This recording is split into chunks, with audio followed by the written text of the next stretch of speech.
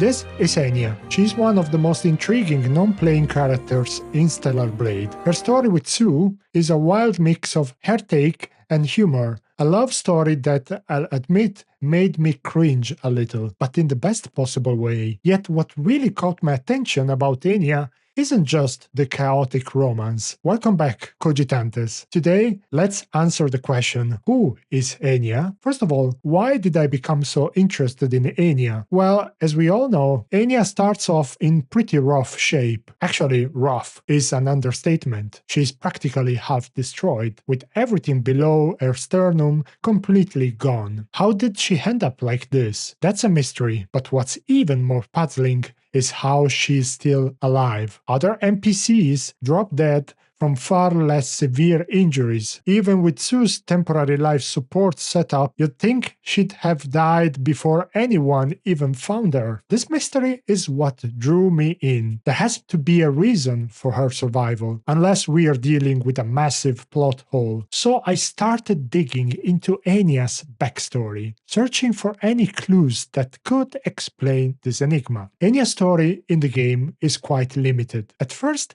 Enya is barely able to hum, let alone express herself. Her movements are jerky, almost like a broken android. It's clear that without Sue, she wouldn't have survived at all. When she finally begins to communicate, it's nice to see the gratitude she shows toward Sue, who protected her when she was at her weakest. The only way she knows how to repay him is through singing. She dreams of walking again, but ultimately gives up on the idea, faced with the harsh realities of her condition. Yet Enya is remarkably honest about her feelings.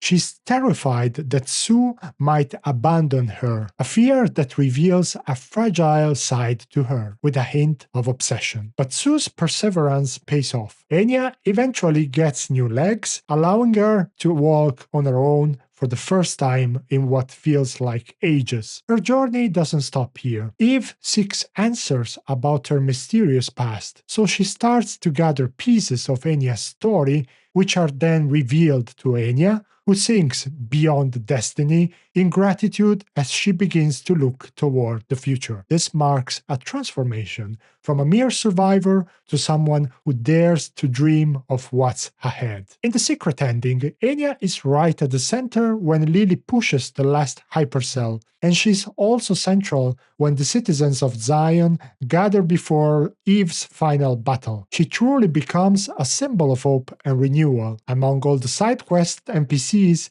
I believe Enya had the most complete character arc. While Eve played a big role, Enya and Sue did everything they could given their circumstances. Sue nearly died, so seeing him handle a few Naitibas on his own made me realize just how skilled he was. No wonder he was a senior sentinel. As key figures in this scenario, Enya and Sue's story somehow moved me through a side story with a touch of a soap opera feel. Now my question is Enya an andro-eidos? As I dug deeper, I started thinking, maybe she's not an andro-eidos. Without any detailed analysis of andro-eidos, let's focus on what I found important. The drone digger, Arisa, and Karakuri. These are essentially service machines and they lack self-awareness. Drones are mainly for defense or military use. What caught my attention were Arisa and Karakuri. Arisa is a remarkable, short but intense maid robot. But what about Karakuri? Karakuri models were introduced along with the Arisa series for the orbit elevator, so both were service robots. But in the databank, we read something important about Karakuri. Pay attention. In the English version of the game, it reads, like a hellish harpy, they only know how to scream and destroy. In the Korean text of the game, we find the word hagi, a chantress, and the Karakuri is described as a chantress from hell. So I believe the term chantress is too specific to be used without purpose in this context. My guess is that Karakuri provided hospitality services under those beautiful flower trees,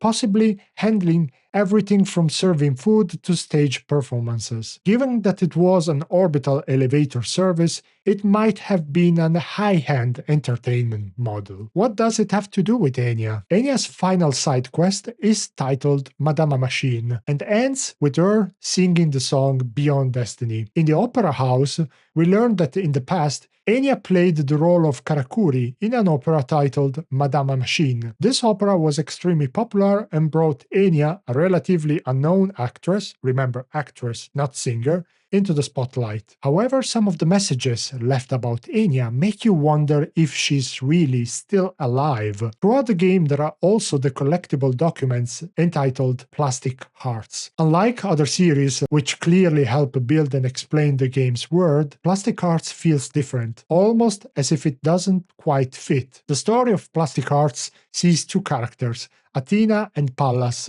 who seem to be artificial beings or machines with human-like emotions and consciousness. The interaction is intense, blending themes of love, betrayal, and deep emotional conflict. Basically, Athena has control over Pallas, as evidenced by her resetting Pallas' system and manipulating his memories. Pallas is vulnerable and feels violated by Athena's actions, which she perceives as a betrayal. At the end, Pallas seems to confront Athena with a final request to connect as they did when they first met, indicating a longing to return to a time when their relationship was perhaps less complicated and more intimate. What really caught my attention was how each episode starts with these references, like S6. I started wondering if these could stand for scenes, hinting that Plastic Hearts might actually be part of a script, possibly connected to Madama Machine, the opera tied to Enya. The way it introduces characters by status rather than by name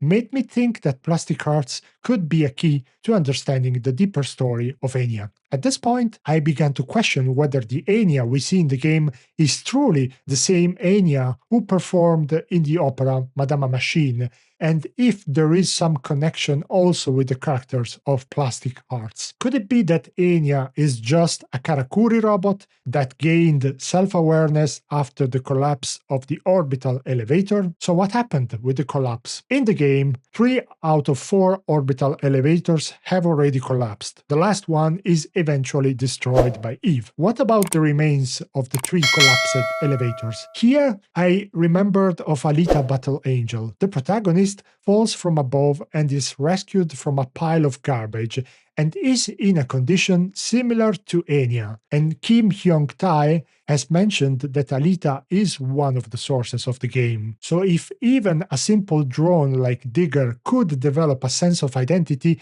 then it's possible that Enya, who might be an advanced android, could have gone through a similar process after the collapse. The idea is that Enya, who was part of the Karakuri series of service androids, might have gained self-awareness after the collapse of the orbital elevator, just as Digger did, but on a more sophisticated level. And the opera Madama Machine could have been part of the entertainment service provided for the Prestige Lounge in one of the orbital elevators, where the Karakuri were serving in some capacity. So I believe that the Enya we see is not an andro-eidos and is not the same Enya of the play Madama Machine, but rather a Karakuri series android that fell to the ground from one of the collapsed orbital elevators. She's an android that gained self-awareness, mistaking a lack of memory for lost memories. That's why Enya survived,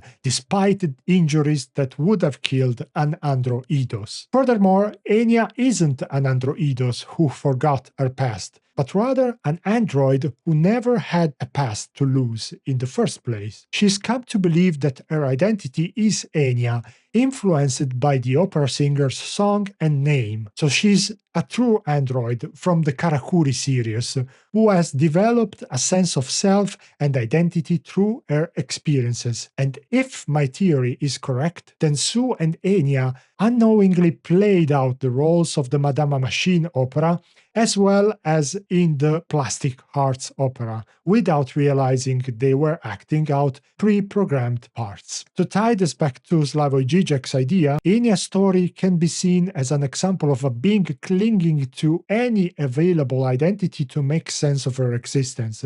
We have talked about this in my video on Mother Sphere as an object of worship in a world without gods. Žižek talks in his book The Sublime Object of Ideology about the concept of symbolic identification, meaning how, in the face of trauma or existential crisis, individuals cling to fantasies or symbols that help them maintain a coherent sense of self. In Enya's case, after the collapse of her world, she latches onto the identity of the opera character Enya as a way to stabilize her reality. This act of holding onto an identity, even if it's borrowed or constructed, is her way of finding meaning and purpose in a world that no longer makes sense. It is a fascinating story, reflecting a sense of self, even in the most dire circumstances. But hey, this is just my wild guess. Most of it is probably way off. Just take it as a fun thought experiment. So what are your thoughts on Enya? Please let me know in the comment sections below, and let's talk about it. Thanks for watching this surprise video. I prepared it quickly before I left, so the mounting is a bit more raw,